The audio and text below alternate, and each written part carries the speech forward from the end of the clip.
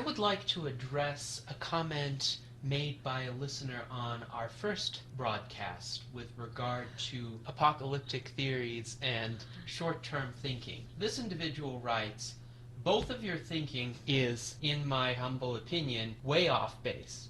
I say, live as today were your last, with the mindset of being kind to people, enjoying the warmth of the sun on your face, a sudden cool breeze on a hot day, not allowing yourself to hurt another person by act, word, or deed. Certainly not that live today as if it were your last in an apocalyptic sort of way. Not at all. But hey, that's just me. Smiley face." Alright, Okay. I'm not quite sure what they mean by that, if they don't mean it in an apocalyptic way. Certainly, having some thought for the future does not preclude in any way kindness or a certain kind of sensuality, enjoying your senses and things that happen in the moment. Just because you're planning for the future doesn't mean that you aren't enjoying the now. Right. It seems to be a very It's a very common false dichotomy. Yes, a very dichotomized way of thinking. Mm-hmm. If you're thinking about the future, you're therefore not enjoying the moment, and vice versa. In order to enjoy the moment, you can't think about the future. I don't think that's a correct approach.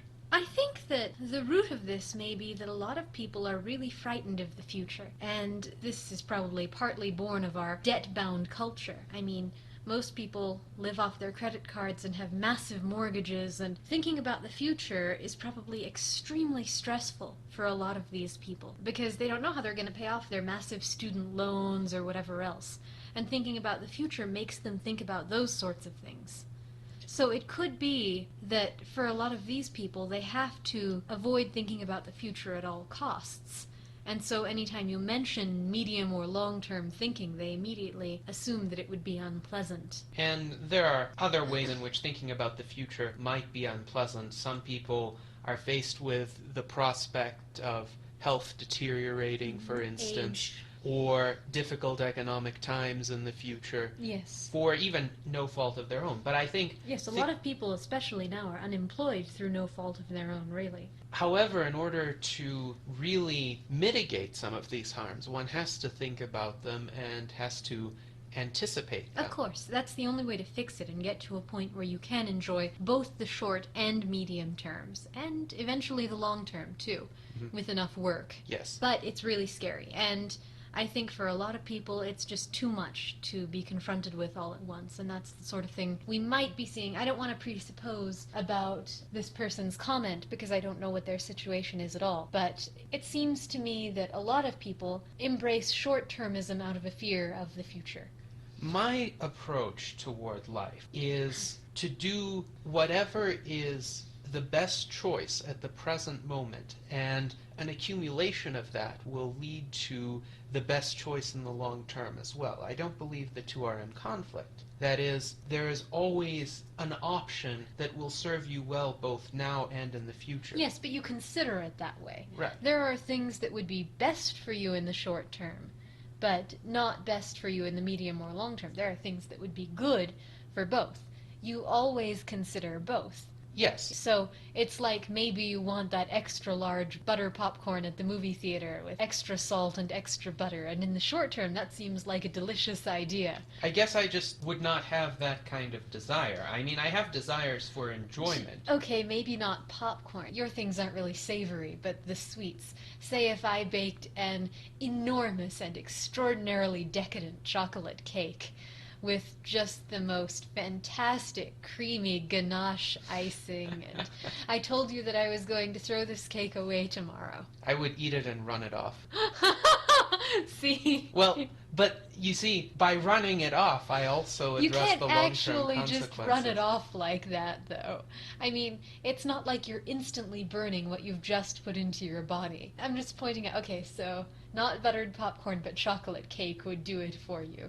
So there are situations where there are medium and long-term choices. You could say, okay, fine, I'm taking that cake to work with me, and I'll share it with my coworkers, knowing that in the short term, if you ate all that cake, you would probably feel quite ill, and in the medium and long term, your coworkers will probably appreciate you for having brought something sweet. Well, sure. So I think there's never a strict trade-off between long-term and short-term. no, you just have to be creative enough to think about what the benefits are, or the costs. Most costs and this is a more general statement, most costs in life arise out of people not thinking things through sufficiently and not searching for alternatives. Now, there are some inevitable costs that need to be incurred, if only because there is a lack of time to search for the alternatives. Say you need to make a purchase very quickly because there's an emergency of some sort, you'll take a higher price just to get it over with. But if you have enough time and put enough thought into it, you can think of a solution that won't be very costly in whatever sense you're looking at it, monetarily or emotionally or in terms of your long-term stability. A lot of that also depends on how much you value your own time monetarily.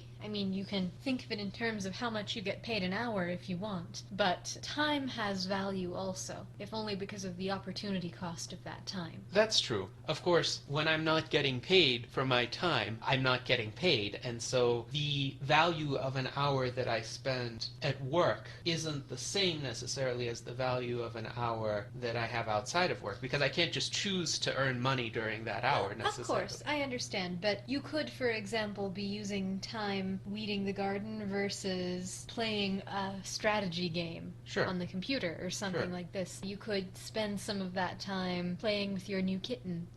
And there are choices to be made, and if you're spending a lot of time researching X or Y purchase or this or that, you have less time to do those things. Gardening and gaming and kittens. I think there, in many ways, needs to be a kind of sense of enjoyment or at least interest that aligns itself with the useful tasks that one tries to do. Well, it helps if you can enjoy chores, but it's not really very common. Well, it depends on what the task is and how one frames it, really. If one can gain some enjoyment just out of knowing how useful and how beneficial it will be to one's life, then that will be something that could make the task easier.